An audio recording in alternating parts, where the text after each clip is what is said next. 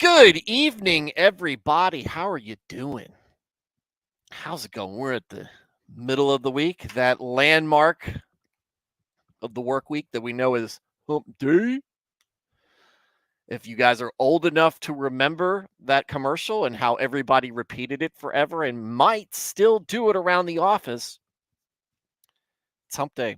How's everybody doing? I think I asked that already. My name is Stuart Davis, flawed man of God, a humble parishioner at a small church just outside of Richmond, Virginia. I'm not a pastor. I'm not a biblical scholar. I have not been to seminary. I am not trying to get you to join my church or donate to any special cause. I'm here to talk about God, talk about Jesus, talk about the Holy Spirit, talk about the Bible, talk about Christianity, talk about a wide variety of different topics, issues, and current events, and give you my perspective on them. One that I think is reflective of your average Christian guy. I've been a Christian all my life, 41 years, non-denominational Protestant. I don't subscribe to any particular doctrine or denomination. I'm just in the Word daily, trying to do it better each and every day. Sometimes I'll get it right. Often I'll get it wrong, but no matter what, if you are listening to my voice, if you are watching this stream, you can take it to the bank that you are getting my honest opinions on whatever it is we're talking about. So, if you are somebody who is interested in learning more about Christianity, maybe you're wandering, maybe you're curious, maybe you feel like there's something missing in your life, and you think Jesus, Christianity, might be the answer. It is. It is. That's the spoiler alert. It is.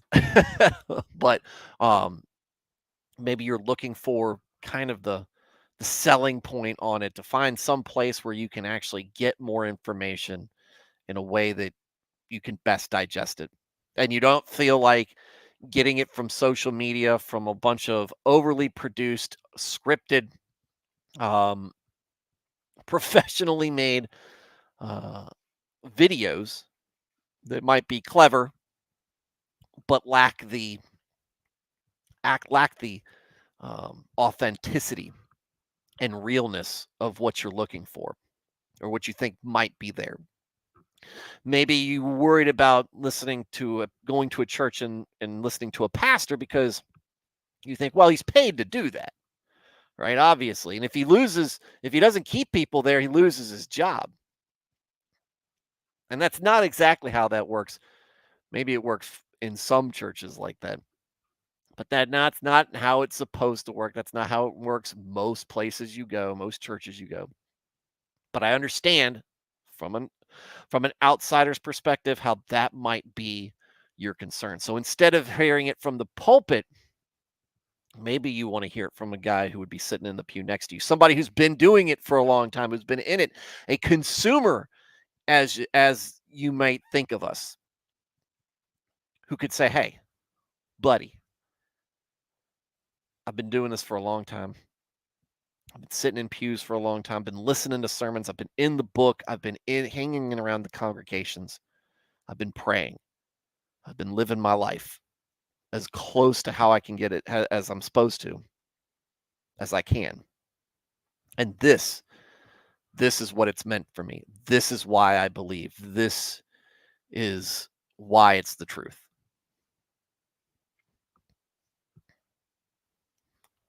If that's what you're looking for, then you want a down to earth, authentic layperson approach. Pull up a chair, get comfortable. Like the episode if you like it, subscribe to the channel if you want to see more episodes, and hit the notification bell if you want to be reminded when we stream live, because that's what we do here. It's all live. It's all live, relatively unscripted. I don't pre-plan stuff. We still read from scripture, as you'll see over there. We still read from scripture, but the show isn't scripted.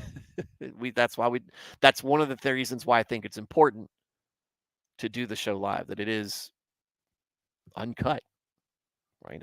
It's raw and it's in the moment, and it's stream of conscience. Um, but We do that most of the time, Monday through Thursday, 8:35 Eastern time in the evening, Eastern time, 8:35 p.m. Eastern time. During softball season, which we're at, we're in the middle of, I generally do not I do not stream on Mondays because that's when I'm playing softball at the same time with my church brethren. So um, maybe you'll appreciate it. Maybe this will be what sets you on a path to, or starts you on a path to salvation. I should not be the last step. If I'm the first step, if I'm a middle step, I should never be the last step. If you're learning to become a Christian, you're going to keep going past me. You're going to go to church. You're going to talk to a priest or a pastor. You're going to figure out. You're going to learn more about what the whole thing is. But I can give you a basis, rough basis on where to start and what it's all about, and what we're like, and what we're like. And maybe after you've taken the last step and you become a Christian, this is a place where you can just hang out and chill because it's for Christians. It's not, and non-Christians who are curious alike. And with that said, if you are already a Christian, and you just enjoy Christian topics and discussions, welcome as well. Same thing about like, subscribe, and notification bells. We'd love to have you here. We run this very similar to a Wednesday night study group or a Sunday school. It's small community, right? It's a small group full of great personalities, not just me. And we'd love to have you join us. And like I'm saying with that, when I say us, I mean me and the chat. Me and the chat. Whoop. That's right next to me. It is a great group of folks who tune in and night out and make this show better with their input in many different facets. And we would like for you to be part of that chat as well, whether you are just learning or you've been a Christian all your life and you're more mature in the faith than I am and you're more knowledgeable. I am not, like I said at the beginning, I am not a professional. I am not a scholar. There are places where I don't know. There are places where I might get things wrong. But what I do know, what I feel confident in is what the body of Christ, as far as the body of the church, should be like. Regardless of different doctrines, regardless of the denominations, you can talk about the different theologies, but the heart of the congregation and how you should be treated, how you should treat other people, what you can expect to some degree. From take the trappings away, take the praise teams away, take the choirs away. It's just us. It's just us. What you should be looking at. And I'm not saying I'm the ideal. I'm just an example. Warts and all. So, but regardless, get in that chat. And the easy way to be part of the chat is just talk. Give us your opinions. What do you agree with or disagree with? What am I doing right or wrong? What is it that we're discussing that maybe you have an interesting experience or insight about? I want to hear about it. Ask questions. I'm not promising to answer them, but I do promise to listen. And if we are a small enough community that you do put something in the chat, I will read and respond to it. And there you go. I am done with the intro, and we will now start the show. How's everybody doing? Jenny ELJ first in the chat. First among equals. Alex Moore here for the intro music, which means he's probably tuned out. Alex says he comes down. He waits and comes towards the end of the shows now so he can get what he wants without all the banter before. Veritax is here. Hello, sir. Lucy is here. How's it going? It's going well. How's it going with you? Yex, welcome. got our resident ortho in the chat with the X, given orthodoxy perspectives and tidbits of information. Lucy said, "What's the worst or most interesting interaction you guys have had with a non-believer that means any kind of non-Christian?" Well, as somebody who went to Iraq, uh, that would be the worst interaction. um, but outside of that,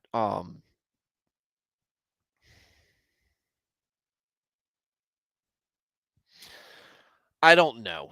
I mean, I've run into atheists. I mean, they're everywhere. I'm not saying that they're bad people, but their takes are terrible, terrible.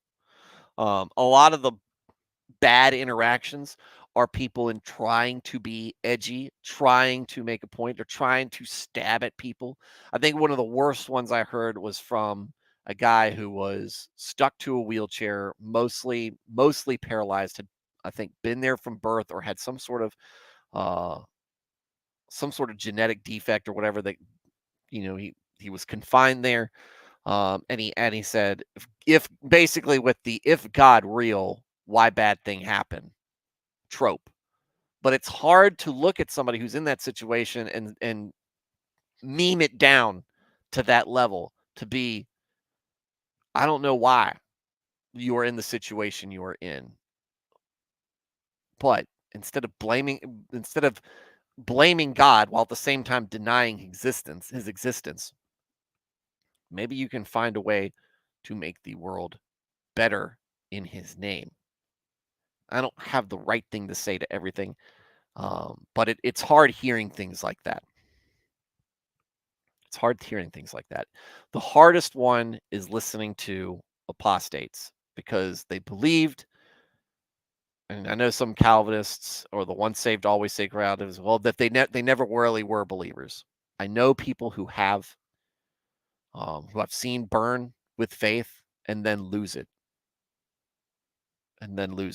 mostly when they're young, and then through poor experiences, um, just kind of fall away, and it's sad. Maybe that's the saddest one. Um, there was the one that sticks with me the most. It was actually at a church uh, that I did not enjoy going to. Um, but there were some good people there. Most of my Sunday school class were kids that you know treated me like a punk, didn't care, didn't never reached out to me or tried to do anything or act friendly to me for the most part, either there or at school when I saw them. It was all noses stuck up in the air. But there was a girl, um, and there wasn't any type of crushing on either side, but she was just a nice girl. She was very nice, and she was so knowledgeable what she talked about, and her heart was so into her faith,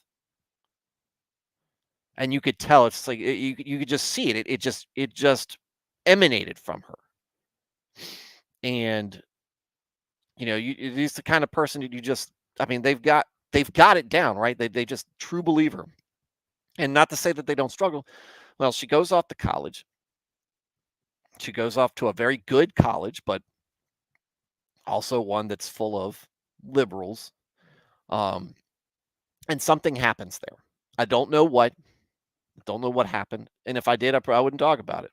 But something happened there, or something happened during that time frame. And I and as someone as connected as that did not get the help they needed from their congregation, from people um, who should have been there. And that was part of that was the beginning of the end, I guess, of their faith. And now they are a raging atheist.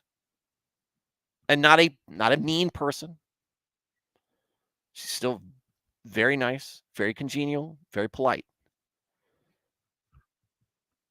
but she's left the faith, and that is, I guess when you think of, like, maybe when you initially think worst, as in the worst people to deal with, to me that's just the worst feeling of somebody who has lost their faith and become a non-believer when you knew what they were before. That's awful. It's an awful feeling. And you pray and you hope every day that they find it again and they come back. And maybe they do. Maybe they do. And maybe that's the worst. The people that we see that all they would need to do is turn is take, maybe a very good, a generally positive personality and mindset and heart, and only thing they're missing is faith. And they could do so much with that faith for themselves in turn and for the people around them. They don't believe. So much potential there. Wasted. That's awful. So I mean, I don't know if that's the interaction you're going for, Lucy, but that's, when I talk it out like that, that's what it feels like. That's what it feels like. What's going on, Dresden?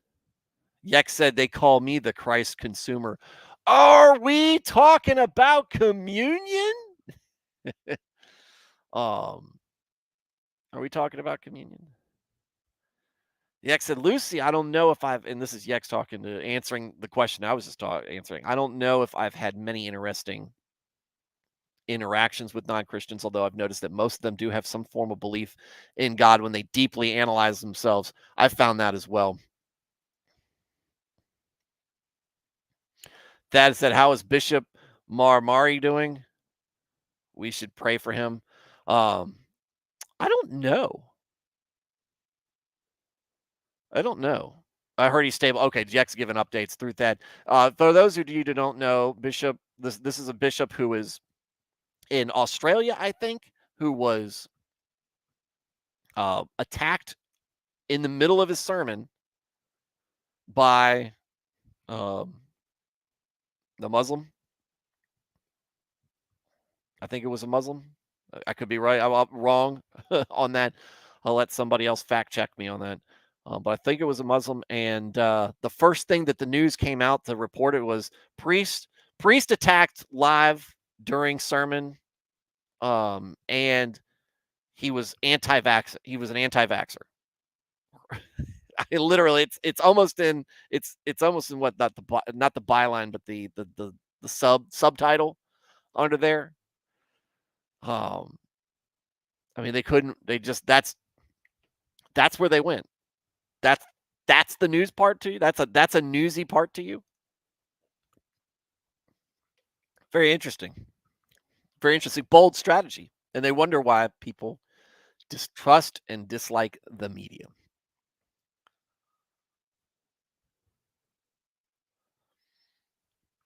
Yex said, as you guys might know, I used to, shall we say, worship work with the other side.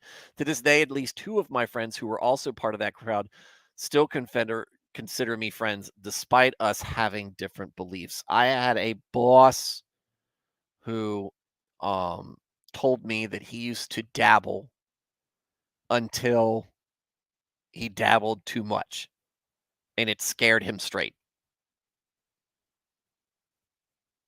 It scared him straight. The experience there was terrifying to him as a young man. And he is a deep believer these days. And he is not the only person who has a story like that. Justin, why would you have an emoji of a middle finger? Because you have a middle finger, right? Maybe you want to point to something and you need your pointer to be longer than your index. Maybe you lost your index finger in some sort of horrible index finger losing accident, and you need to count to 1. Lucy, maybe you can be a light bringer, pun intended, to them. Yes, I tried, but I also try not to be, shall we say, shallow. You're shall we saying a lot, overwhelming with in my conversations with them, and try to be respectful. To a degree, look, they know what you're about. They know what you believe. Stand by your principles. Be who you are, and they know that if they want to, they can uh, they can reach out to you. That is generally my position when it comes with interacting with atheists or people of another faith. I am my opinions are my opinions, and I am quite outspoken about them in many respects. But at the same time, I understand it's the faith, right? And it's other people who have to decide whether or not they're going to subscribe to it. So I have to just say, "Hey, this is where I stand. This is what I believe in. I want you to understand why, but without grabbing you and shaking you and screaming it at you. Just let you know, if you ever want to dive in further, if you ever want to have somebody kind of show you around, so to speak, I'm here. I'm here. And I don't hate you. I want you to complain. Things you might do things that frustrate me. You might do things that disagree with me. That doesn't mean we can't get along. But it's just going to make me pray for you even harder because I'm going to want you in the ranks of the saved. I'm here, but I'm watching anime and listening.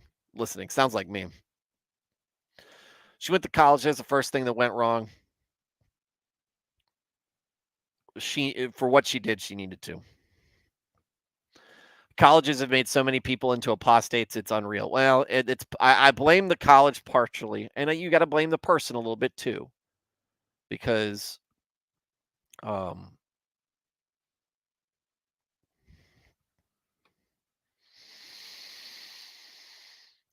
ultimately you're in charge of your own salvation.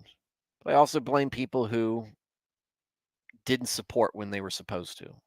We, as a congregation, you have to stand by your brothers and sisters. It might be hard to listen to. You might learn. We are encouraged to confess to our brothers and sisters, or brothers, but I think mostly it's men, talking about men confessing to their brothers. I believe that's where the origin of confession comes from, or part of the origin of confession. But we are encouraged to do that.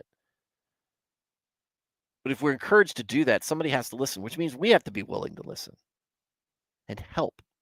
And that means if you're going to listen to somebody, you might hear things that are awful or hurt.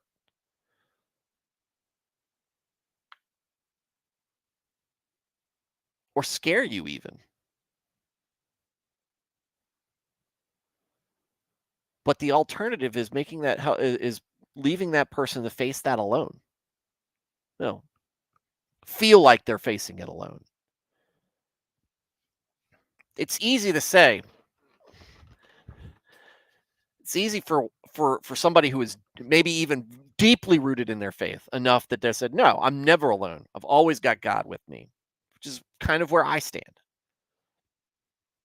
And we hope that other people are there or getting there. But if you're not there yet, and your brothers and sisters in Christ have abandoned you, you feel like you're facing it alone. That is a terrible place to be. And that is a place that makes you vulnerable to all sorts of things. And apostasy being the worst.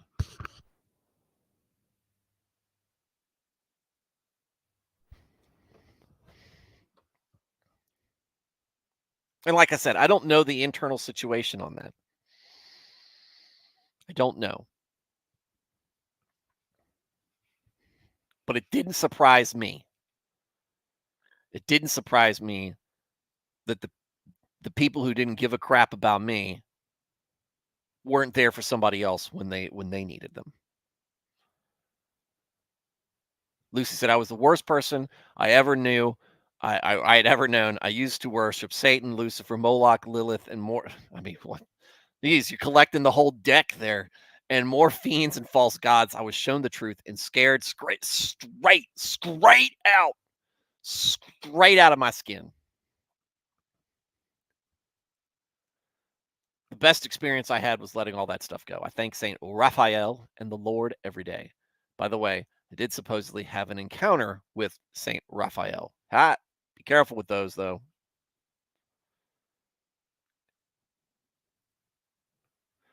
When I was going through the conversion process, I had an encounter with Saint Raphael in a dream. I shall always remember that moment. Perhaps you did. I'm not here to cast doubt on folks unless I feel like you're going somewhere unhealthy with it. But I'm not saying that that's where you're going, Lucy. There is clear scriptural precedence that that angels visit people. How often and to what purposes they do it now, I don't know. And I try not to get involved with that. Unless it's me. I don't feel like I have. I don't remember seeing one. Maybe he did the Men in Black eye flashy thing. Stuart, stop doing this. I was never here.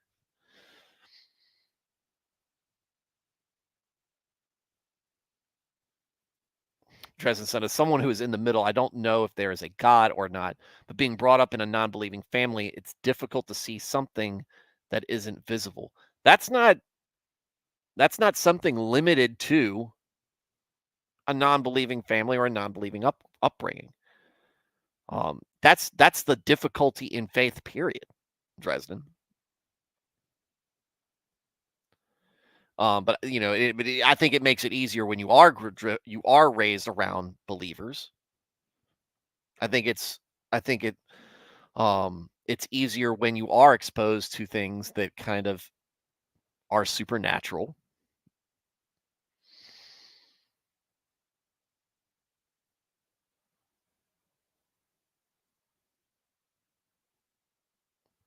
I think that but I think that it's not the invisibility or lack of like real tangible, when we're talking about seeing overt great miracles like the parting of the Red Sea or manna from heaven or Christ and all the things he did. That's a difficult thing. It's a difficult thing without that in front of you. People need that. That's one of the things I said. That's why I said the Israelites. That's why I'm so frustrated with them. The Israelites had all that and still decided to choose the wrong thing. But at the same time, that teaches me even if I was given that, or even if the people around me, even if my community was exposed to that, we would still have people choose to do the wrong thing.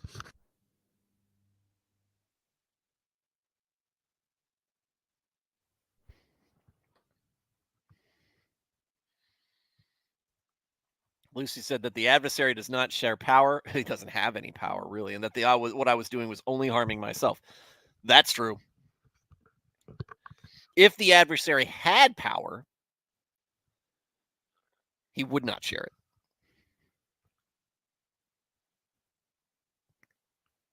it. Really, his only power is his influence on you.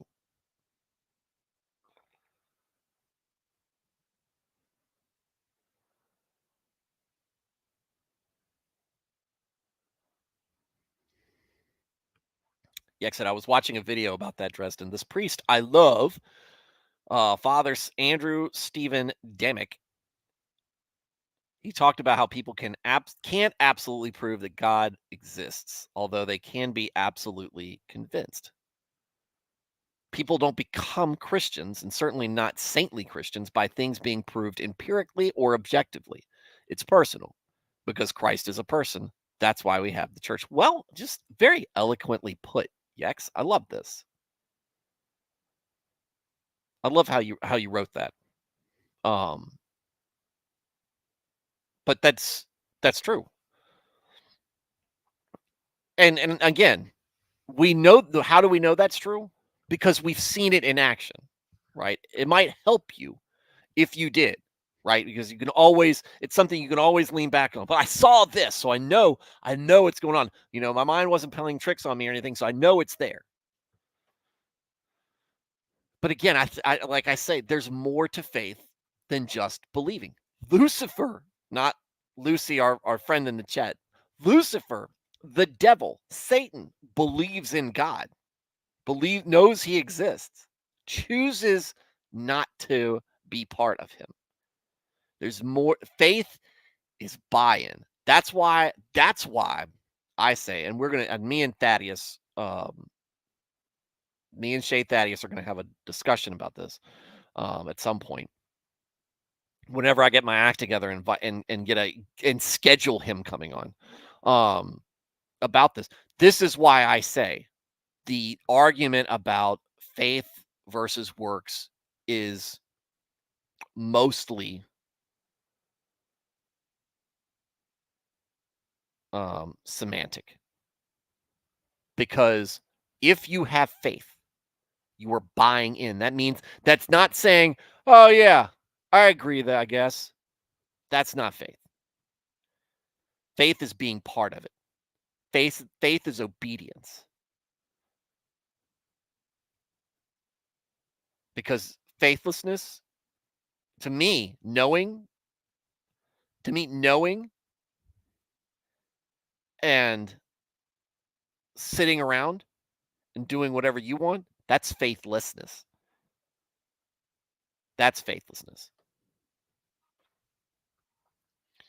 So people get hung up on faith alone. Faith without works is dead. Blah blah blah blah blah. They don't. In the way I see it, if you're not doing anything, you don't have any faith.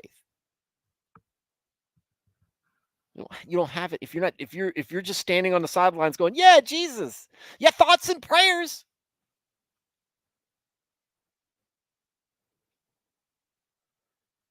Yeah, I believe. I'm just gonna stay home though. I don't feel like going to church today. No, I don't want to push my religion on my kids. You know, that's not faith. That's not faith. That's faithlessness. And if that's where you're at, let this be a wake up call.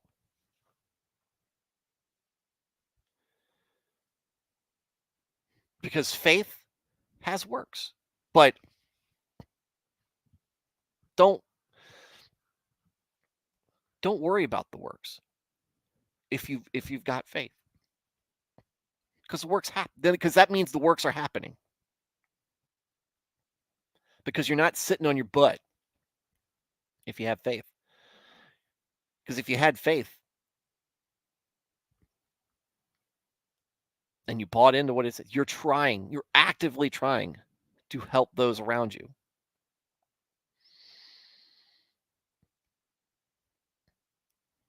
It's all part of the cog. It's all part of the machine. But people get so hung up on the semantics behind it. One of the things I didn't realize is that a lot of the criticism of Luther during the Reformation was that the idea of faith alone was an excuse to just do all the sinning you want. And I thought to myself, that to me is not what faith alone means. Feels like somebody's misinterpreting. And I don't think that's what Luther or many of the other theologians on that. I think that there was a pushback on I've done works. This is proof I have faith.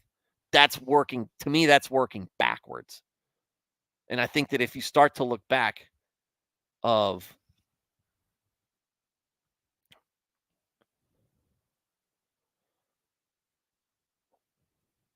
I don't know.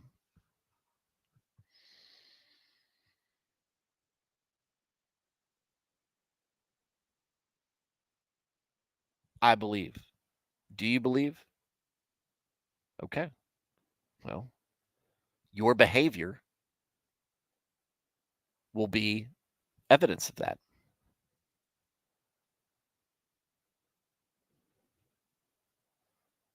Oh, Luther had a heavy conscience on him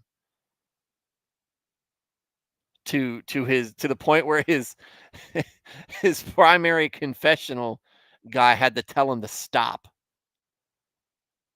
Let God you gotta God can forgive you.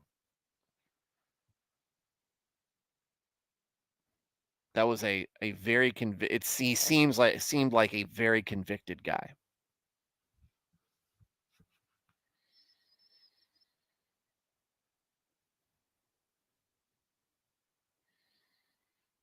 Back up to the Lucy said his powers are illusions. They are not real. Excellent. Excellent. It's Lucifer coming to you telling you he's going to share power with you is just like when he told is no not much different from when he tempted Christ and said, "Hey, I'll give you all this. None of this belongs to me. I'll give you all this. All you have to do is wait, who are you talking to? Satan?" It's that ludicrous.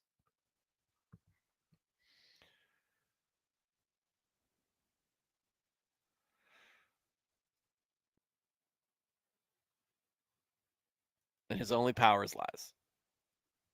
From Mr. Hawley. Welcome, Steve, by the way. Lucy said, without faith, you can't have works. And Yex said, without doing things, how can you build your faith? It's all part and parcel. There's so much focus on that instead of just saying, have faith. Have faith. Define what faith is. Do a better job defining what faith is. And I think that argument goes away. The lazy folks will see themselves out. You're not. They're lazy, so I don't know. Dresden said, I wouldn't say that I'm Christian, but it was Christian friends of mine that helped me out in my hour of need. So even though I don't know if there's a God, it doesn't stop me from valuing the values. Well, I mean, you don't know, but what do you got to lose, Dresden? What have you got to lose? Those Christian friends, go to church with them. Get plugged in.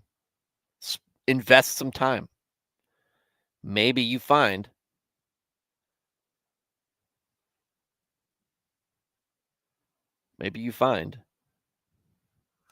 uh, what you're looking for, and it's not what you think it is, or in a way that was unlooked for. Veritax said there are two problems I've seen with this, though. Some kids will resist heavily being compelled to go to church. And two, a lot of kids with sensory issues, and church service just turns anxiety up. Don't make this into more than what it is. You might not. I'm not talking about. I'm not talking about outliers, and I'm talking even when there are outliers. What would you do for your kid to have them influenced by God? And guess what? Kids will resist heavily being compelled to go to church. Kids resist a lot of things. Kids resist a lot of things that are good for them. Right? That doesn't mean you just ignore it. Ultimately, you're responsible for raising them. Ultimately, they when they grow up, they're responsible for themselves. Blaine said, we need faith, and we are only saved because of Christ. Yeah. Yeah, without Christ, we're dead. Done. In the ground. Yex said, "That's true, Veritax. My girlfriend has all autism, and all the sensory information in an Orthodox church is overwhelming." I can see that. No, nothing against Orthodoxy, but it's a lot. I mean, there's a lot to it. There's a lot of I'll say opulence, but there's a lot of trappings, visual trappings, and that can be from a sensory standpoint overwhelming. Although she really, really wishes to be there, though most people don't have that issue.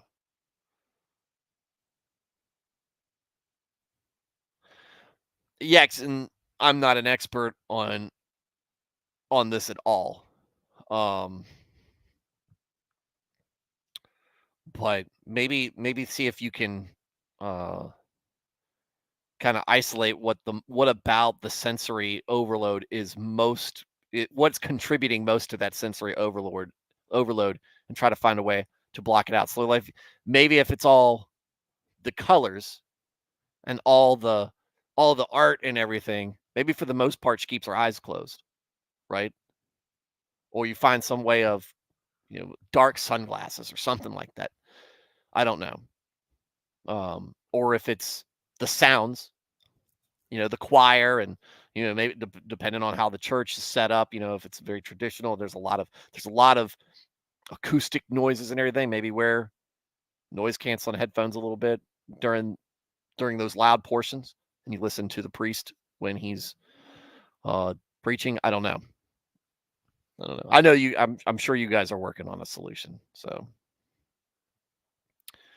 Veritax, Luther used to self-flagellate himself because he thought he was so indwelled by sin. We were talking about that. Yex I think that guilt is very common with Roman Catholics, especially in Luther's day.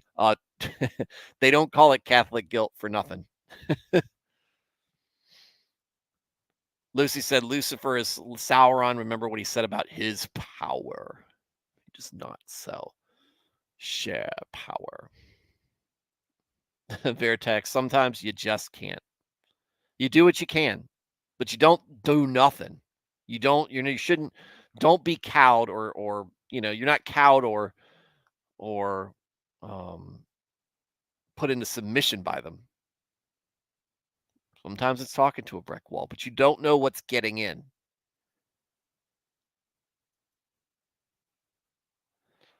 Blaine says, long as works are an overflowing of our gratitude to God, do it. If you feel something rides on it, then you need to go to God. Yeah. Or general love for your fellow man. Like there's these acts of service that you do. You're not doing it um for God. I'm doing this to make up for something. I mean, I've done things because I feel bad. I need to do the right thing. I need to do the right thing because I've been screwing up a little bit lately. Whatever. Right? You're not perfect. You're not going to be perfect. But don't sit on your laurels and go, oh, look at all what I did. I'm good. No. That's where you get That's where indulgences start popping up.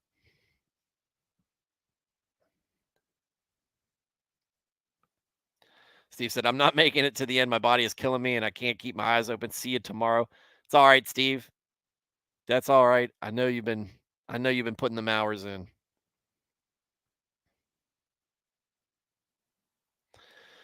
Yex said, yeah, it's mostly the incense and sound with all the people and children. She prefers the weekday services with less folks and less noise. That's a good. There you go. Excellent. Excellent. Right.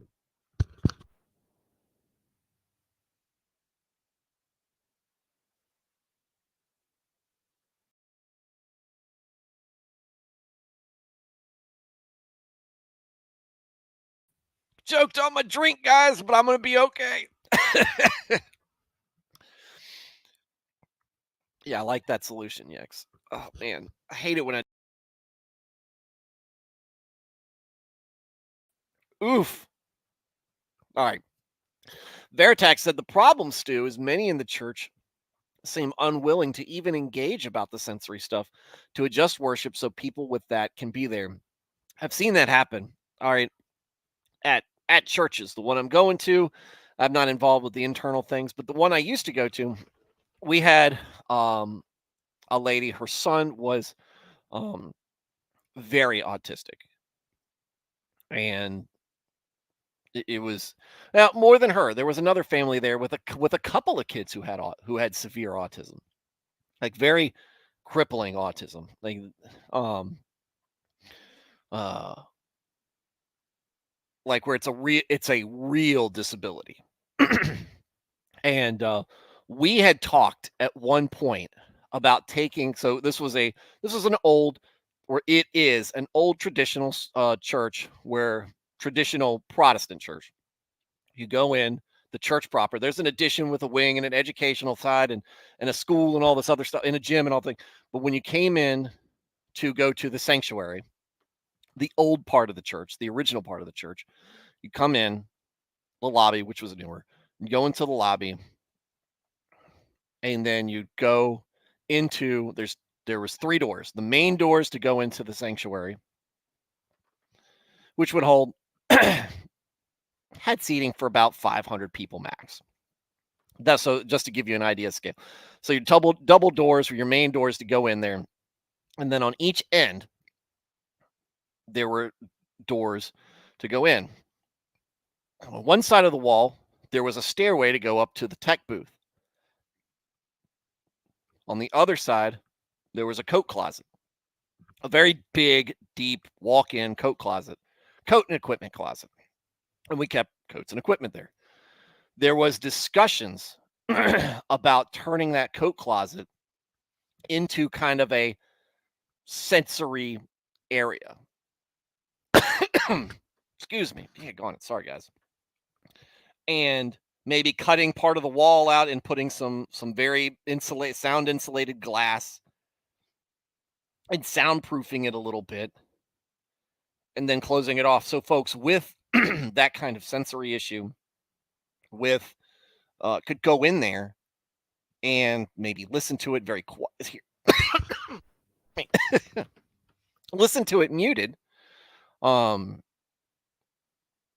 then be a little bit sheltered from all the noise. Our praise team was very good. The praise team minister, I love him to death.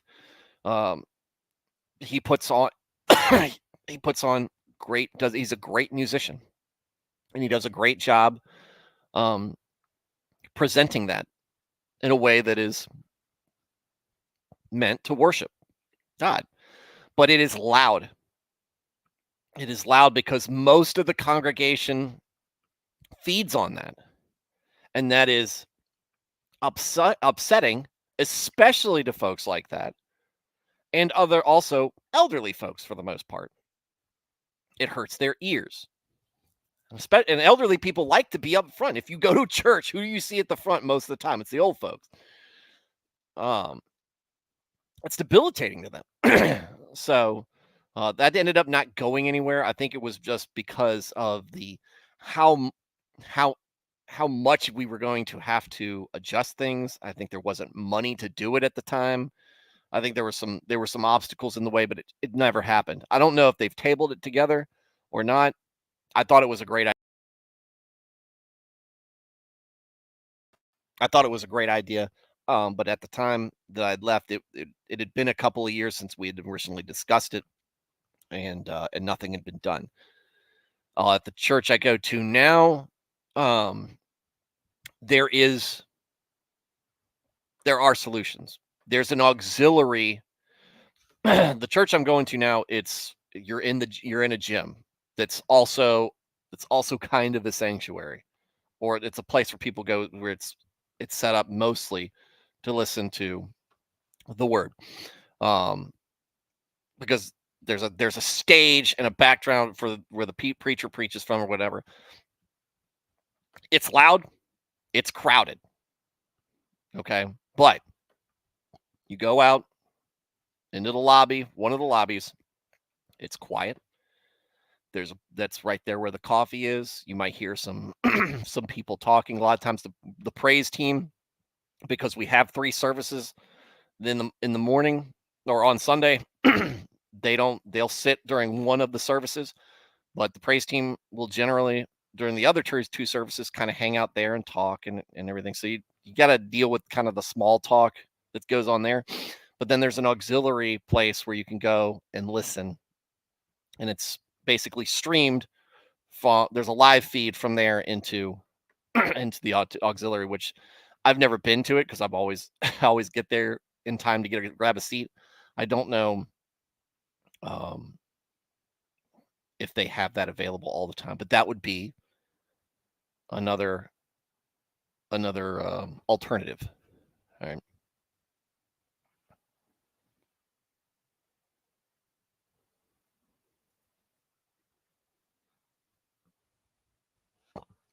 I said Veritex said we had a conversation about this recently on Facebook. At least a dozen families feel at least one kid is basically left out because of this. I feel like if you sit there and plan, you can come up with a solution. And that's again, that is something that the congregation can do, but really why is your leadership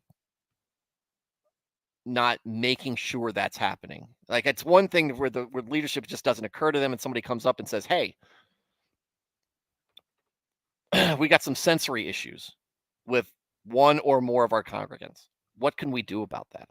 Because we get it. Maybe we don't want to change what we're doing because it's feeding the rest of the people, but what can we do to make an accommodation? How do we get this to this person? That's where the elders should say, we need to figure this out. Get a task, talk about it with themselves, task a deacon or two to working with a couple of the members of the congregation, maybe, like a committee or something like that. Go get it fixed. Or come up with ideas and make it happen. Because if you can accommodate one or at least one, there's more out there who can be served by that. So you're right. You're right. I don't think people care. I think people are left behind sometimes because of that. Dresden said, "I think I will go to church, but for me, it's the values of helping and caring for others that is converting me over. The friend that the friends that were the friends that were religious helped, and the ones that weren't mocked them for it."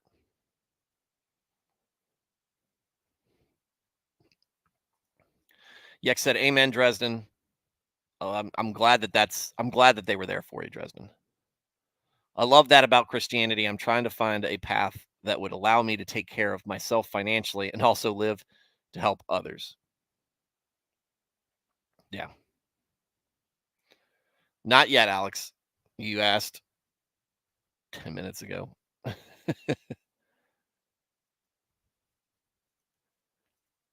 I absolutely love that aspect of Christian life. I absolutely do too, because I've been there. Been there, Dresden. Maybe not as deeply or bad as you. Maybe it was similar things, but I've been helped. And I've had the congregation um, circle the wagons around me. I've also had a congregation uh, push me out of the wagon, push me away. So I've been on both sides. That's why I said finding a place with a positive, non-toxic congregation is important.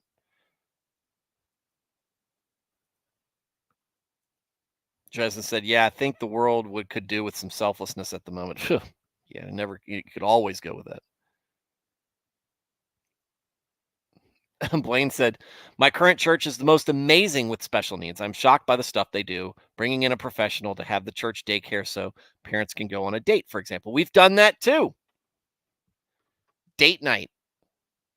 Date night. This is at my old church. Like I said, I haven't been around this new one enough. You said, "You good, bro? Got the Kronos virus?" Yeah. No, I've got I can't drink like a normal person, and so I choke on it.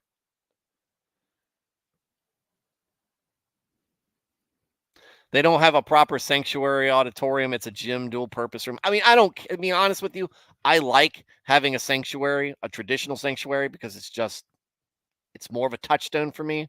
But again, we had this debate at my last church because when we moved our sermons from the we moved our servants moved our sermons from the sanctuary to the gym because we could spread people out more, and try to placate the statists, and also have and also meet and have a sermon. And so some people like that, and some people didn't. When we didn't have to meet out there anymore, we could move back to the sanctuary. So there was a big discussion. Now, I was on the side of going back into the sanctuary. One of the big reasons was the baptismal was because it's traditional sanctuary. You got the pulpit, and behind would be where the music is played. You've got the organ, you've got the piano, and then behind that on the backdrop, you got the baptismal on the back with the stained glass. You know how it is. And that's where the baptismals were done.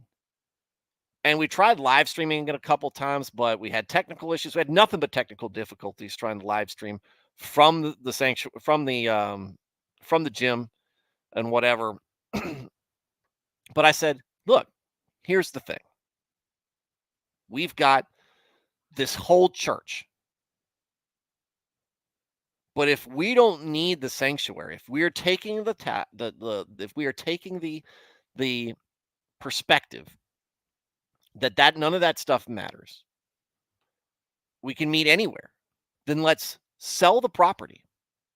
That way, all of our tithing doesn't have, all of our tithing isn't going to a mortgage. We can put it anywhere else. And a little bit, we can sell this property to the school that is meeting there. We could sell it to them. Sure, they'd love it. But whoever we sell it to, we sell it with the condition that we have rights to meet and do Sunday services and utilize the ground within reason. You can hash all this out with the lawyers in perpetuity. So then we get that. We get it for what we need it for. Because if you don't need a sanctuary, if you don't need the baptismal, if all you need is a gym and some classrooms to do Sunday school, you could do that in a school. A lot of new church plants start there. Well, what are we spending? We're sending our money to a bank to pay off a loan for a building, right? That's how. And guys, I don't know if that's how independent non-denominational churches operate, right? If you've got a church in a building, you're not getting money from the Southern Baptist Convention. You're not getting money from you're not getting money from the Vatican. I don't know how the Orthodox runs it, but you've got to make the small congregation is responsible for keeping the lights on, keeping the bills paid, and all that other stuff. So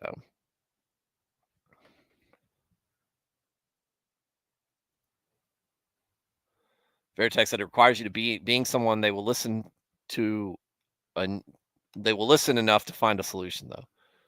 Dad said, I just posted the video to Discord of an NBC video where a pastor argues that it takes more faith to not believe in God than it does to believe.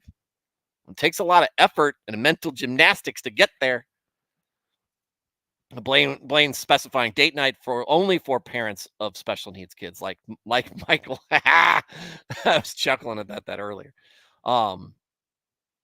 Yeah, okay, no, and I understand that, but yeah, that's good. That's good. I mean, it's little things. It's little things like that that go a long way. Give people break.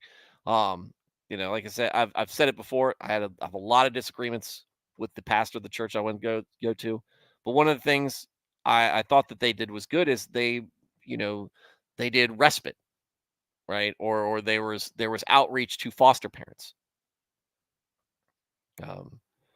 So it's things like that that are good.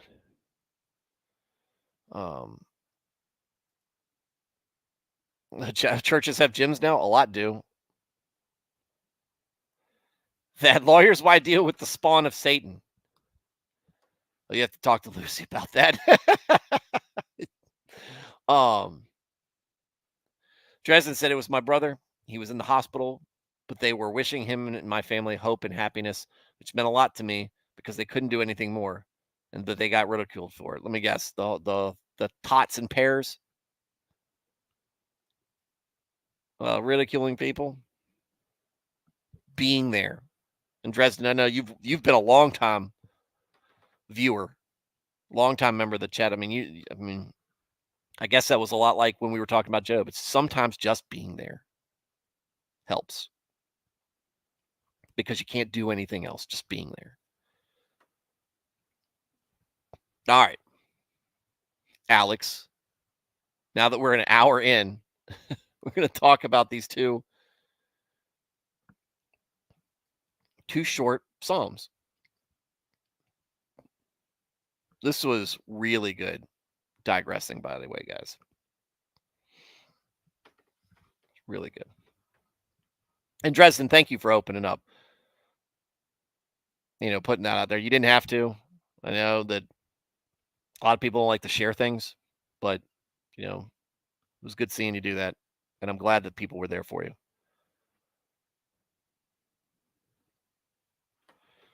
And Blaine's saying Blaine's this is a big truth what Blaine's saying. If you come with a reasonable solution, they can't see why they're reticent. Sometimes it's just because they got to figure out how to sell it to the governing body, whether it's the lead pastor or the elders or whatever. But if you're just saying too loud or too many colors, I know why you're being ignored. Yeah.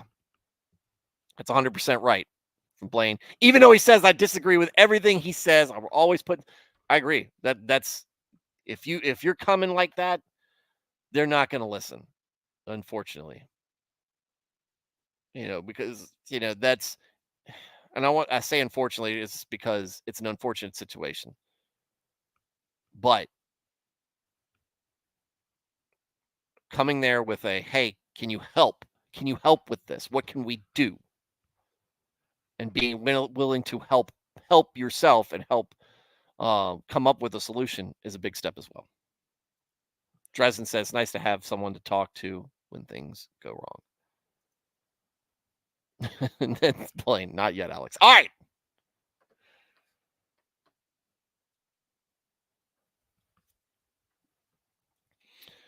Vertex. I don't know if you've listened to some of the people in the congregation, but not being able to hear them when they sing might be a blessing. I'm making light of that. I'm trying to be glib. I'm not trying to lessen the issue, but some people want it loud, and some people that's a big part of that. They want it loud. No, we're doing it, Dresden. We're doing it. So much for Psalm. We're here to read the Psalms. We're going to read the daggone Psalms. A joyful return to Zion, a song of ascents. When the Lord brought back the captivity of Zion, we were like those who dream. Then our mouth was filled with laughter and our tongue with singing. Then they said among the nations, the Lord has done great things for them. The Lord has done great things for us, and we are glad. Bring back our captivity, O Lord, as the streams in the south. Those who sow in tears shall reap in joy. He who continually goes forth weeping, bearing seed for sowing, shall doubtless come again with rejoicing, bringing his sheaves with him.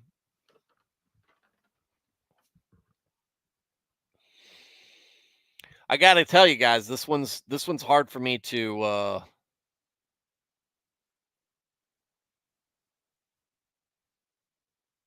this is a difficult one for me to bring down because I got a little bit lost on it halfway through. When the Lord brought back the captivity of Zion, we were like those who dreamed, then our mouths were filled with laughter and our tongue with singing. And they said among the nations, the Lord has done great things for them. The Lord has done great things for us. And it sounds like, hey, we were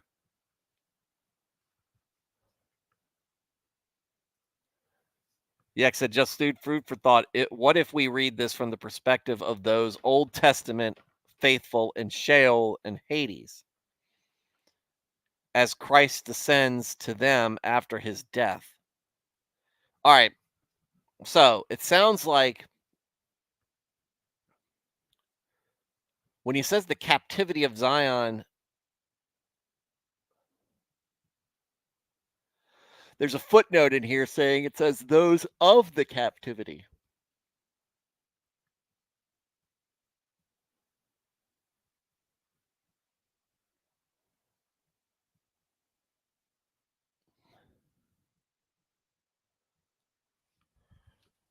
Need help on this, guys. I definitely need help on this. It sounds like it's inviting, look, we need you. Or are they asking for to come under the captivity of the Lord? Or is he asking them, no, God, punish us by putting us under the captivity of Gentiles, or pagans and unbelievers?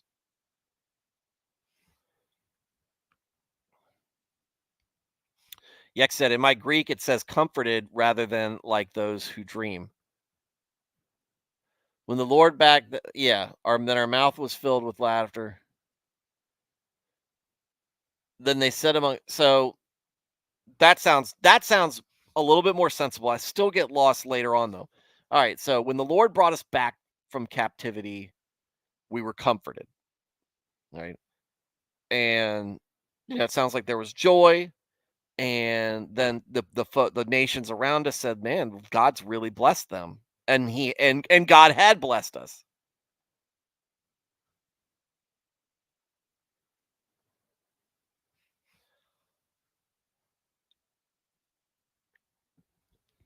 Yeah, when the Lord, I guess, turned because it's described in here. The X said instead of brought back the captivity, it says when the Lord returned to the captives.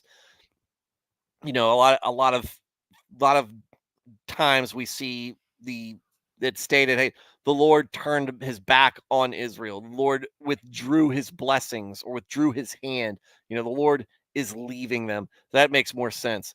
When the Lord returned, there was joy, there was laughter, there was comfort, there was singing, and other people noticed it. Noticed what God had done for us because he had done great things for us. And we are glad. So then it comes back into here. Bring back our captivity, O Lord. All right. Let me change translations. Let's go to Amplified.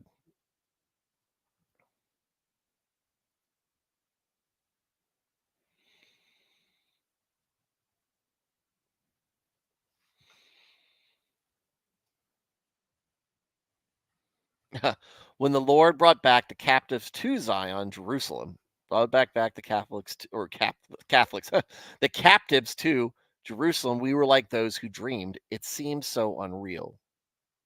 Okay, it was surreal, and that goes along with saying that, like that with comforted, or it was just that our mouths were filled with laughter, our tongue was with joyful singing, shouting. Then they said among the nations, the Lord had done great things for them.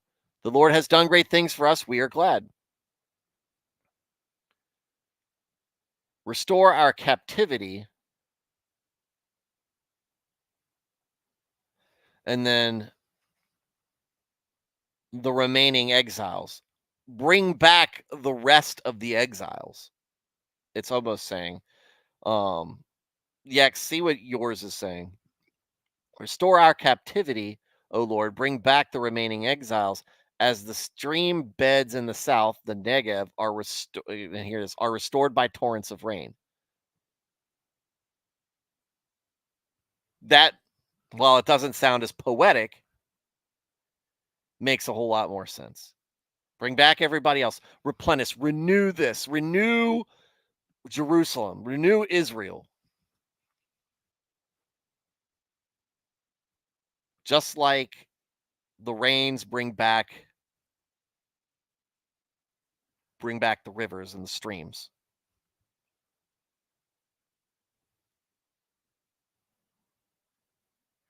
I really think it's come back and restore your blessing. I think the captivity is supposed to be the blessings. That's me. That's what makes sense to me. I don't get the word choice here. Maybe I'm missing something. But like I said, it might the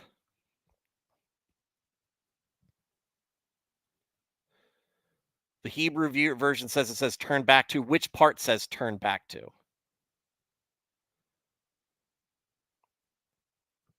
Yeah, obviously, yeah, obviously there's a theme of Israel being freed from foreign captivity. Maybe.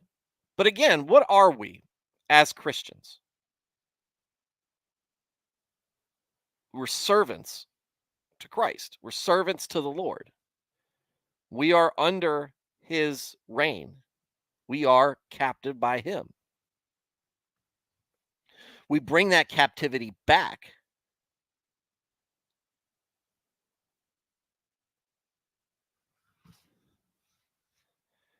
It's basically like, God, come back and reign over us again.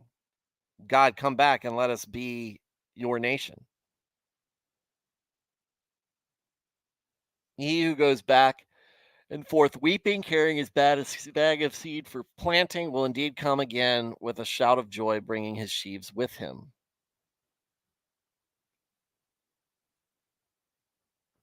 That's part of they who sow in tears shall reap with joyful singing. I feel like that's the tears is repentance, is sorrow, and true um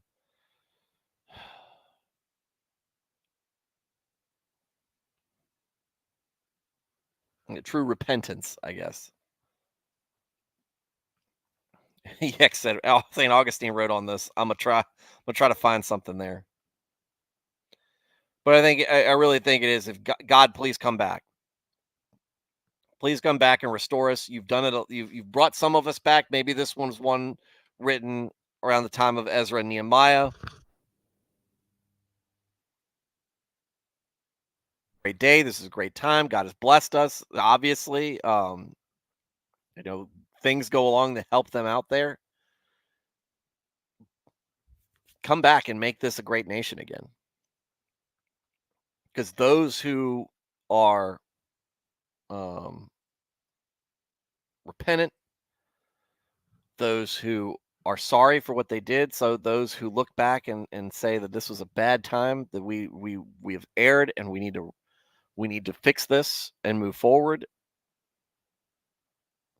those folks will be rewarded with joy when Israel's restored. When Israel is restored by God returning and showing his and bringing his blessing back to Israel and his people.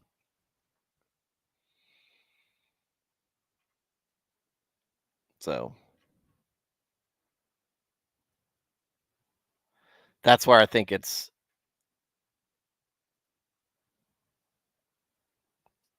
that's what I think it means. Now that I've read through it and listened to kind of you guys clarify some things for me.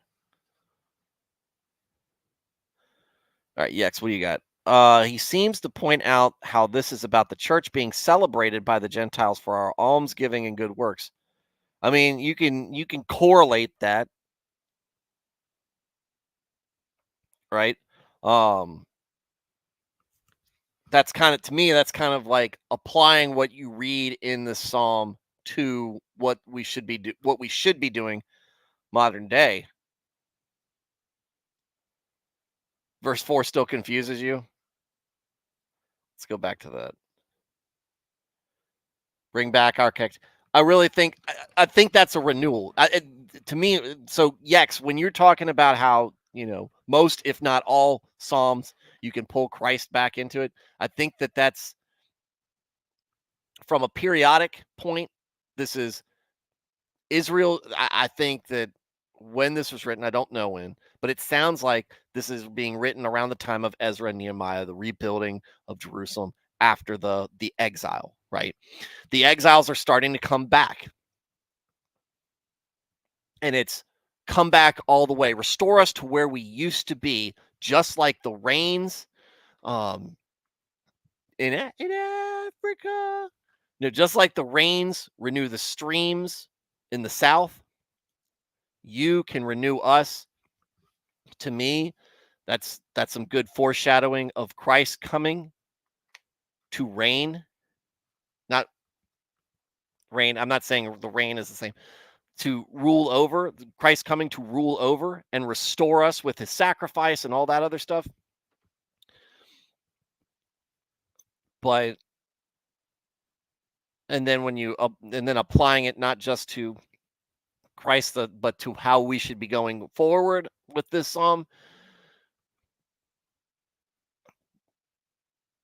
we need to, if we've been restored, if God has restored us, we need to act like it. And I think that's where maybe that's where Augustine is getting, or Augustine or Augustine. Somebody was, I think Thaddeus was making jokes about that earlier about how we pronounce it.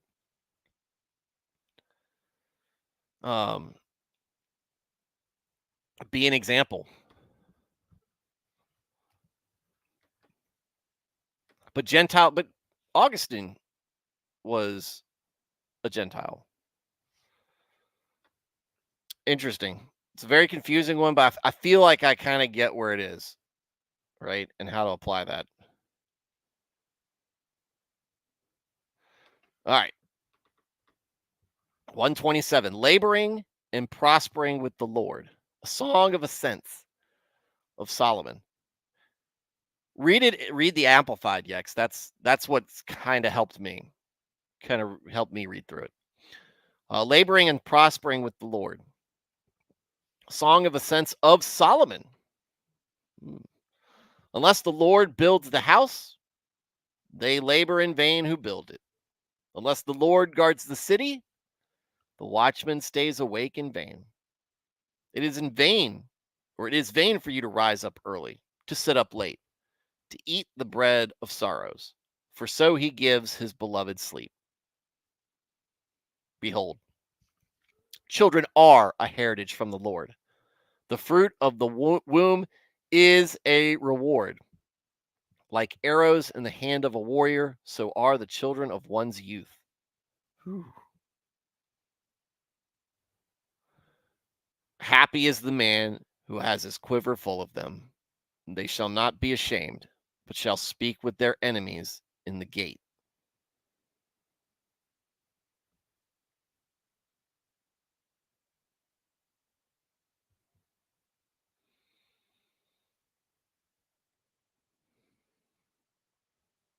That one hits me right where I live. Get to the bottom part in a second. Top part, pretty clear cut.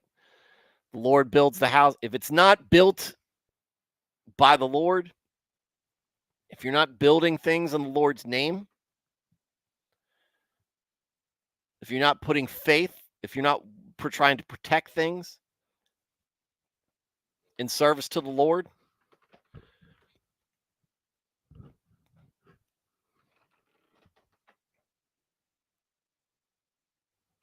there's no point. There's no point. You might have it. You might have it a day. You might never have it. You might have it a day. You might have it 100 years.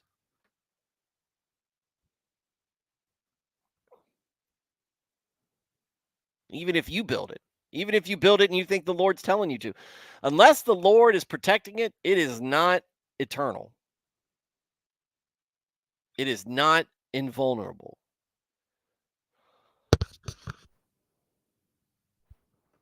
There are no guarantees without the Lord. All the things you do. All the things you do. Ecclesiastes vibes. A vanity. Vanity. To eat the bread of sorrows. And here's the part at the end of this segment that really sums it up. For so he gives his beloved sleep. He provides it. God provides. Yex said, I think I'd be a pretty cool dad, probably. I think about it a lot. I want to be the dad I needed. My parents weren't perfect, right? They did a lot of good things for me. They set me up for success in a lot of ways. And one of it was making sure I went to church, even when I didn't want to.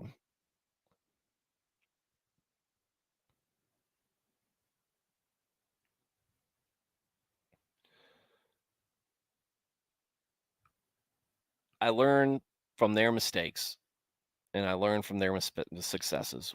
And I'm not a perfect parent myself. I slip. I'm not claiming to be.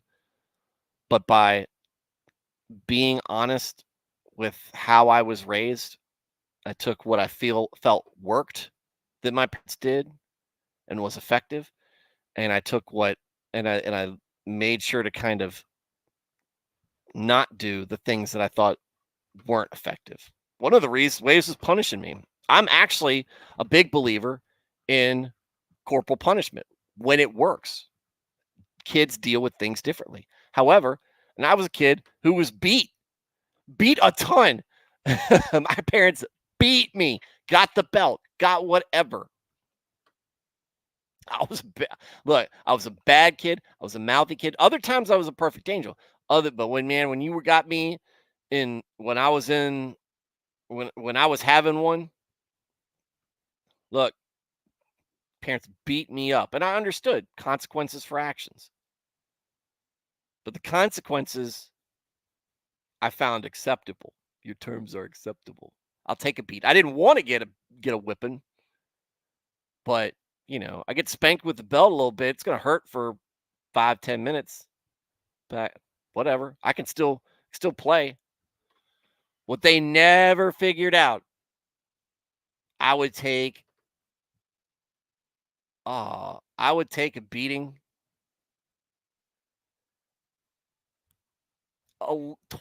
20 times out of 10. Don't put me in the corner. Make the joke. Nobody puts baby in the corner. Make the joke all you want. A spanking hurt. Spanking made me sore for a few minutes. Sometimes it smacked the cry out of me. It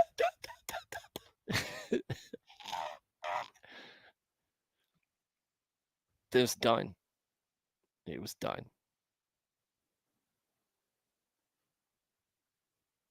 Put me in the corner, I'll lose my damn mind. I will lose my mind. It is we talk about the sensory overload. This is sensory deprivation. I have to have something going on. I can't be left alone with my own thoughts.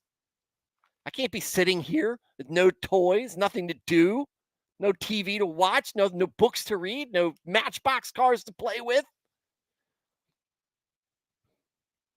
nothing to draw. I just sit here and stand and look at the wall. I hate this. How long has it been? I've been here for hours. You've been here 2 minutes. You're going to be there 8 more minutes. It was like the movie Constantine. When he talks about how you're in hell for like a few seconds. It's like a week. Parents put me in the corner every once in a while. I hated it. I had a I had a whatchamacallit? I had a daycare lady. She had it figured out. She had a paddle. She used it on me sometimes. But man, she figured it out quick. Hit timeout, hurts him deeply. Separate him. Keep him away. Let him make him watch other kids play. Can't talk. Well, you'll be stuck there longer. Sucks so bad. Hated it. So, especially my son, who is in many ways a carbon copy of me, right? Spanked him a couple of times. Whatever. Put him in timeout once, and he got a taste of it. Next time I'll put him in timeout. Put him in the corner once. got a taste of it. Tried to put him in the corner again. Both legs went out like this. Both arms went out like this. He's not going in the corner. He is throwing an absolute temper tantrum. And I told him, you better stop or you're going to get a spanking. And then you're still going back into the corner. They get, they hate it. His sister hates it. But it also gets them, to me, how it works with them, gets them out of whatever they're into, gives them time to reset, lets them know that they're being punished. They are being punished. They're missing out on things. It's FOMO, right? It's punishment. The punishment is FOMO. They know they're missing out on things. They can't stand not missing out on things. And then you come back and you talk to, and then I would talk to them. Something that nobody ever did to me. Nobody ever did this to me. Come back. This is what you did wrong. This is why this is why I know you can be better. This is what you should do in the next time the situation arises. If you don't, you're coming back here. But I love you. That's why we do this. Now let's try to improve. Every timeout ends in a hug. Every punishment ends in a hug. And an I love you. That's how it works with me. Punishments can be harsh. Punishments can be harsh. And sometimes they need to be. If kind of punishment fits the crime or whatever. But when we're talking about especially family, especially kids,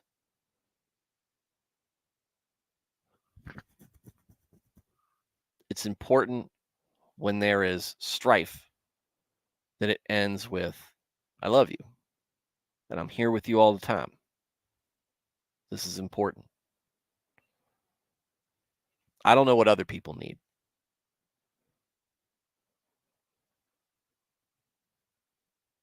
I don't know what other people need. But that's what works with them. Or it seems to work anyway. Of course, they keep misbehaving. So maybe none of it works. But man, I see this gentle parenting nonsense, and I want to scream.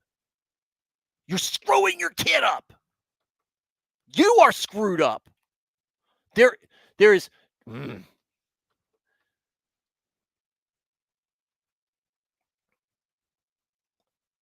gentle parenting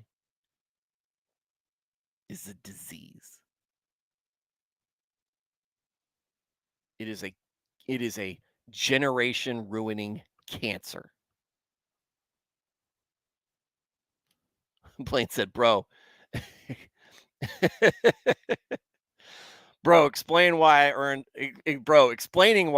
a punishment was worse than whatever befell my ass. What is it, because you didn't want the lecture?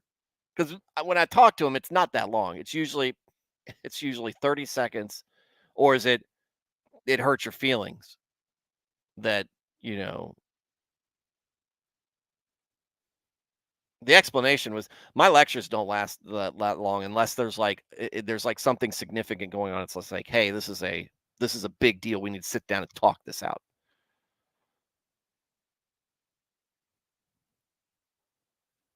Yex said you're spitting, like literally spitting, or spitting as in I'm on a roll. Porcupine, what's going on? Funniest time was when my mom broke her favorite spoon spanking our bottoms. My brother and I laughed. We got it worse with a spatula. Yeah. We still laugh about it. My brother did the I'm going to call CPS.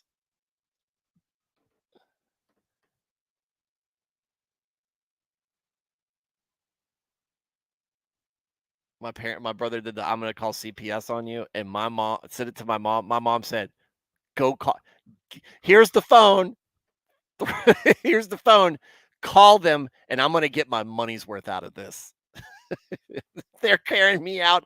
I'm gonna beat you big time.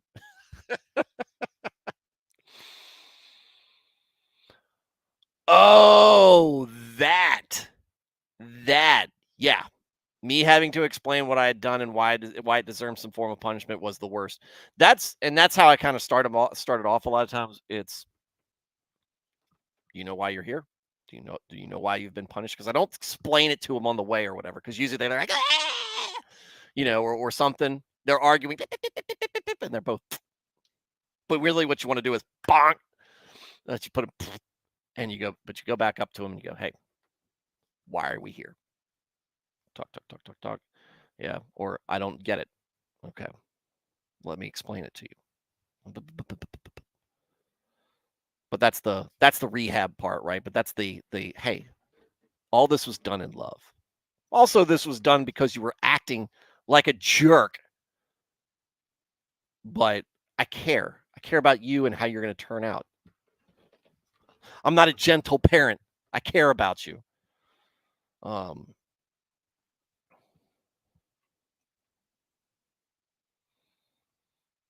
yeah, that I can imagine trying to tell that to a group to like company if I was misbehaving in front of company, or having to just like mom and to go for I did this. This was why I was wrong, and this is why I deserve.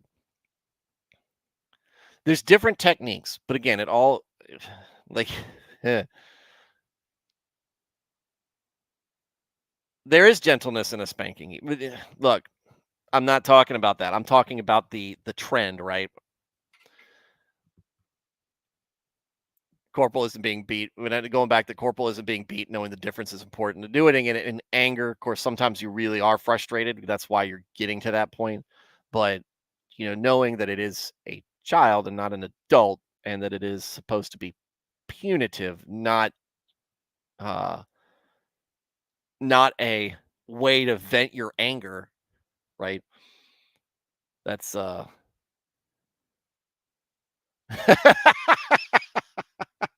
I'm not your friend. I'm your dad. And in many ways, me and my son are kind of like buddies, right? But at the same time, you don't there's familiar with son to dad, and then as familiar talk to me like I'm your friend. We don't do that. That familiar is not a no-go.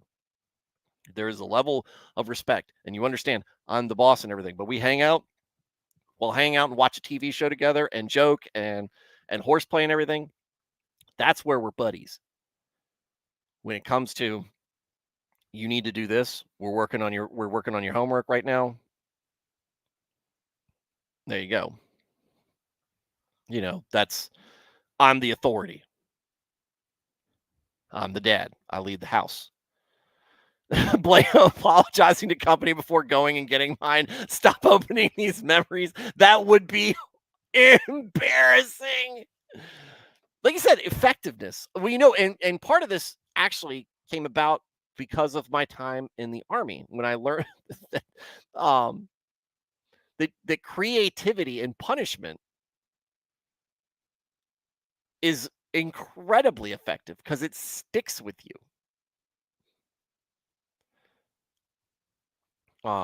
The drill sergeants in basic training, you know, they do the normal stuff. They rage out, they wreck stuff, they insult you, they do all the things, and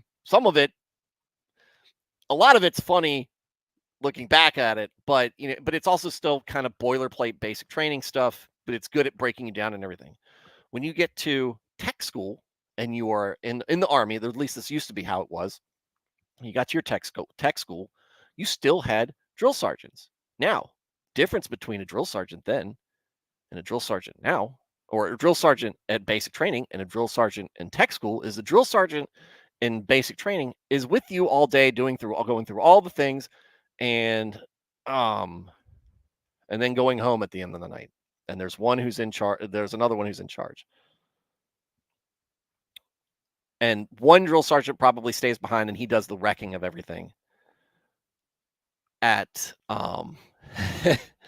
tech school, the drill sergeants have you in the morning to PT, make sure, and then leave you while they eat breakfast and you eat breakfast and get ready for the day. Then they march you to your classroom. For us, it was the hangar, drop you off, and there you're there for the rest of the day. Where are the drill sergeants for the rest of the day? back at the barracks with nothing better to do. They don't have paperwork, or there's not much of it. Don't have paperwork. They don't have all this other stuff to do. They have all day to think up ways to screw with you. And it was horrible, but effective. Effective. Because it was not because some of it was the severity, but a lot of it was the creativity that went involved in it, things that made you think. And to me, it's like, make somebody think about what they did wrong, make the kid think and talk about it and understand what they did wrong and continue to work on it while at the same time reassuring them that you're with them, you're there with them, you care about them, you're invested in them to helping them improve. Be a coach, be a father figure, be a judge, jury, and executioner. But you're all the things, because especially when they're little, you're their entire world. You're the world to them as much as they are the world to you. It's important to remember that, because a lot of people lose sight of that.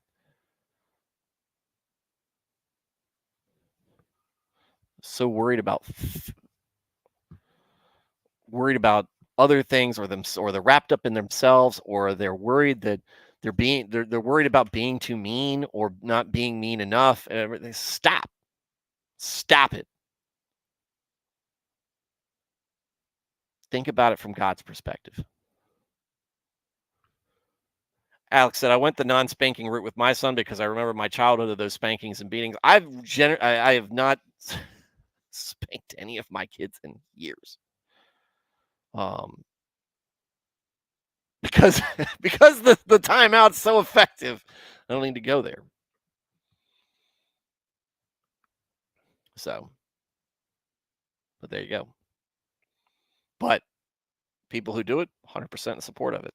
As long as you're not, like I said, there's a level, there are degrees of spankings for where it becomes abusive, harmful, all sorts of things.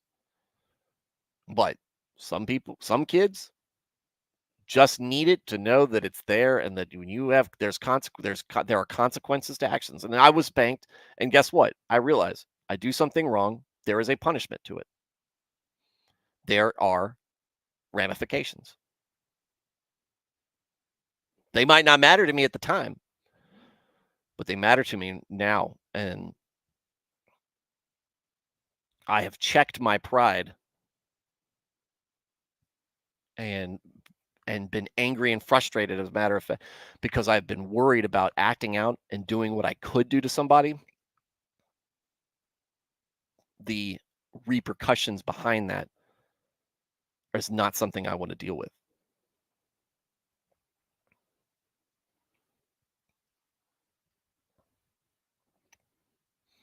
So, all right. Laboring and prospering with the Lord. And you guys, I've had a pretty good crowd for the whole time. I'm almost 2 hours. This is a long stream and almost completely faith related. Oh, wait. Getting back. So we got through that part. So now then this kind of entered the whole thing, and Yex started me on this. It was great.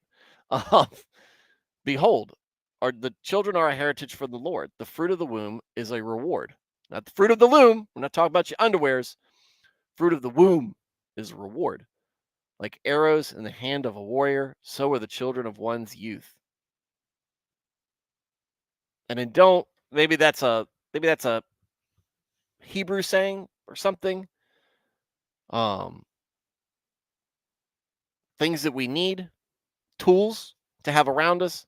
What really hits me: happy is the man who has his quiver full of them.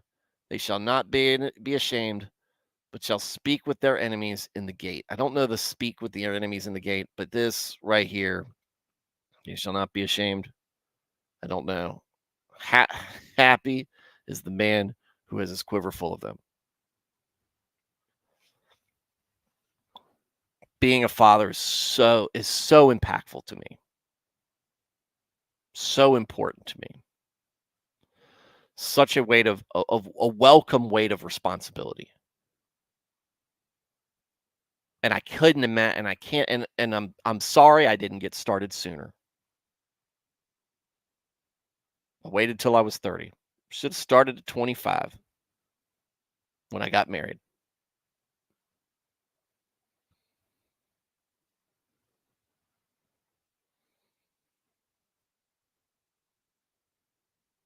But,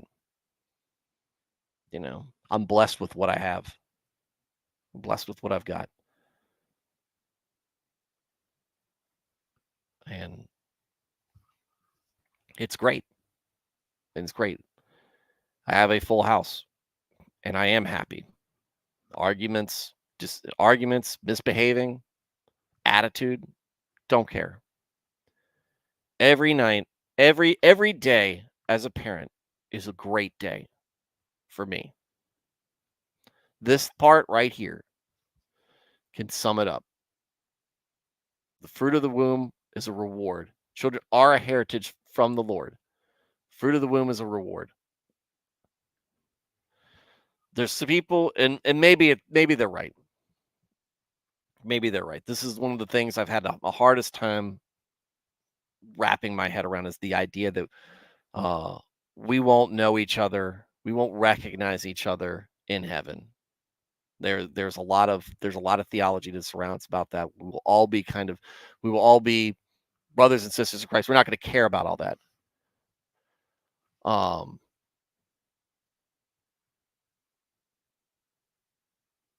I really don't. That, to me, that doesn't track with the theme I get out of Scripture, or why God would create, basically the nuclear family. I don't know how everything gets parsed out up there. But my family here right now, the people I'm most interested in hanging out with, my wife and kids. It's important. I tell them that. I said, I want so bad to spend an eternity with them, because I feel like because every day I get with them is not enough. But a single day with them is a blessing, a priceless blessing.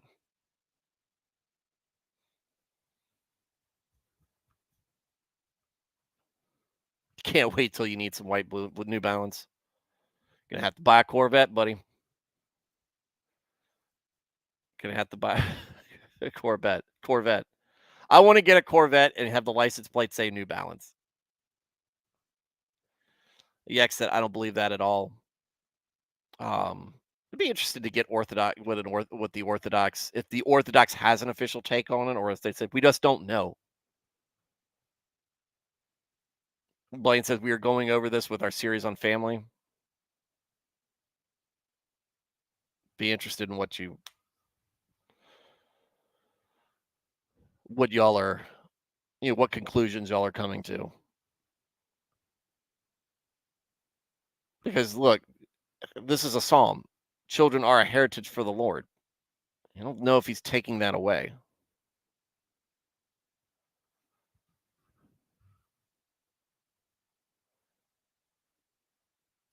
Super basic, married to super basic marriage is a picture of us and Christ and the way he has us multiplying. But looking in Isaiah and others, we are married to God. I don't know about not recognizing each other. Yeah, I don't know how that works. And maybe we'll get that more discussions on that as we get to places like Isaiah and like the Gospels.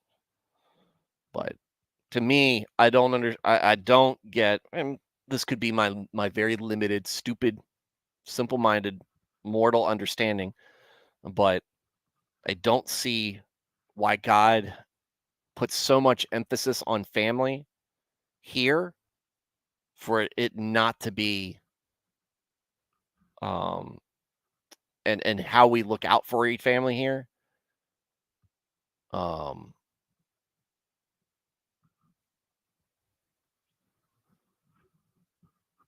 why there wouldn't be something, why that wouldn't carry over into heaven.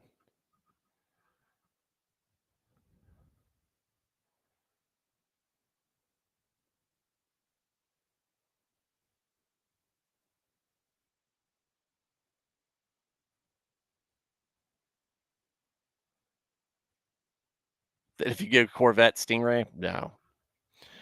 Look, for Blaine would probably the me my opinion, though he might think it's ugly, and he's right, they are. But Blaine is a form over function or function over form guy.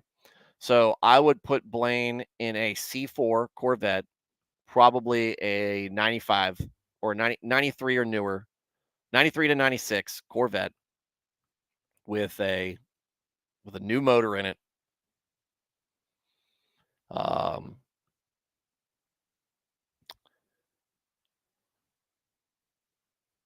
a convertible with the top removed and a roll cage. They are they can be when they're built, especially on small tracks, they are monsters. They are monsters. I've seen some C4s carve up an autocross, and they're pretty good on the track too because they're low slung and wide, and um, again, function over form. They're not much to look at, but they absolutely work. So that's what I see Blaine with. Plus, they're much more affordable. Blaine said the role that marriage and family have handles on Earth, or fills, I guess would be more appropriate. The role that marriage and family fulfills on Earth isn't necessary in heaven. But if you read Isaiah 44 and 46, he says he is going to give the widow descendants and family. We may no longer procreate in heaven, but the curse was pain in childbirth, not childbirth.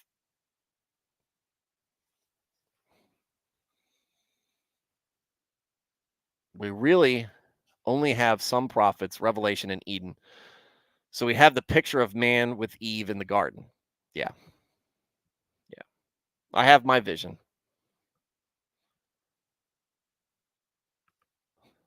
Plain, oh, so close. When I was young, I saw a 67 Stingray with the engine under the glass. Um, what engine under the glass on a Stingray?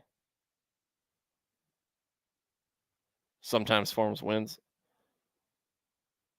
What are you talking about? A Stingray under the glass? Oh, are you talking about fiberglass? No, mid-year Corvettes. Oh, they're beautiful. They're beautiful. But I figured you, whatever it is, you're going to track it, and C4 is very effective on the track. Okay, full custom. Okay, those Stinger engine in the that's weird. That is weird. Hold on, as I close out, I'm gonna be closing out in a couple minutes.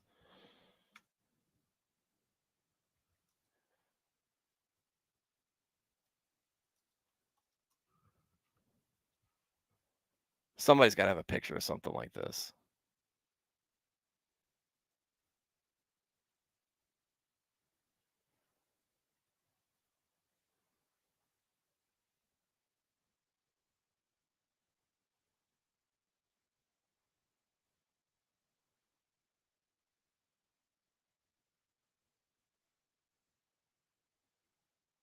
Are you sure you saw this?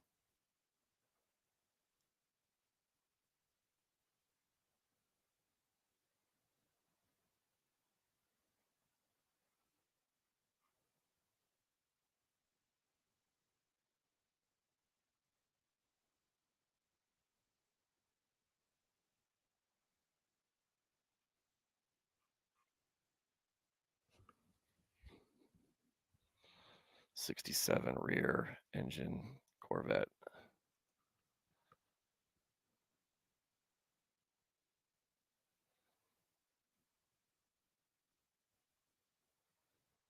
Man,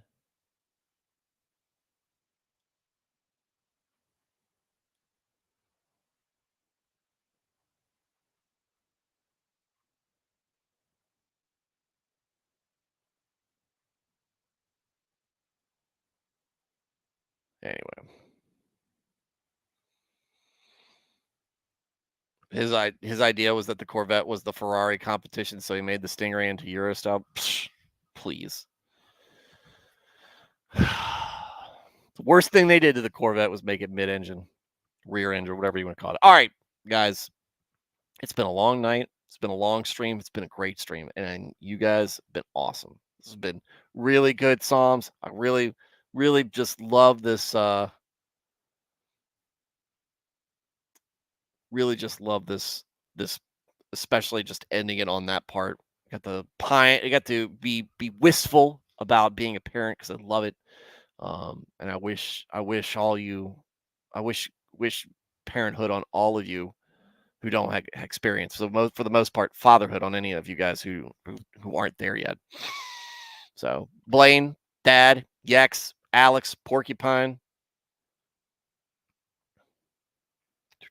Dresden, Veritax, Alex,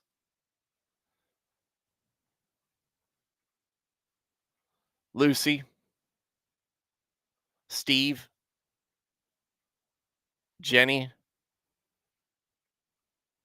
Oh, Porcupine, I missed you popping in. I missed a whole bunch of chats right here. I don't know when they popped up. That's weird.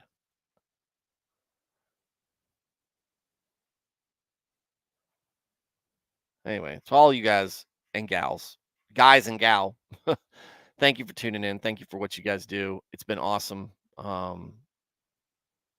Nights like these is just it's good fellowship. Everybody getting together. Oh, the XP819. I saw that. I saw that. Deck on it. I'm getting sidetracked again. Yeah, I saw a picture of that. That looked like a mid-engine. So that's more like doesn't look like the old mid-year, what we call the 63 to 67 Corvettes. That is much more. It looks most like the 1965 Mako concept, which eventually led to the C3 generations, which you see it end up with 68 to 82 Corvettes. But it's a lot more extreme looking. That's what the XP819 looked like. It's more of a there was the Stingray, which they made from 63 to 67, and then there was the Stingray, where it was the Stingray was 2 words, and for the mid years, and then there was the Stingray, 1 word, that was 68 to 76, I think was the last year of the Stingray. Yeah, but it was all built. The XP819 and the Astra. The Astra was during it, but it was all stuff leading up. The Mako, the 819, and the Astra. I have to take a look at because that one's not ringing a bell. Look at that real quick. Oh yeah, the Astro. That looked like it was trying to be a GT40.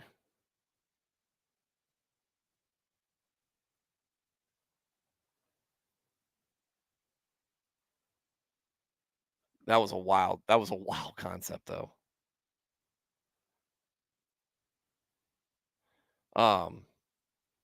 Anyway, all you guys who are in the chat who lengthen this stream out to 2 hours where we're talking about interactions with atheism and how we define it and things that have scared us straight and what we believe in family, all this stuff on top of all this stuff leading up to talking about 2 psalms, 2 hours. It's great getting together, and thank you guys. I love you all the things that you do for this show and do for each other and do for me. It's great. To the folks who are listening, glad to have you tune in. I'd love you to be part of the chat, but really, I'm just glad that you're finding a place where you can tune in and come back and find content that you enjoy. To everybody who's catching this on replay, sorry I missed you, but I hope to catch you live sometime. Tomorrow night's Thursday, last stream of the week. More Psalms. See you guys later. Good night and God bless.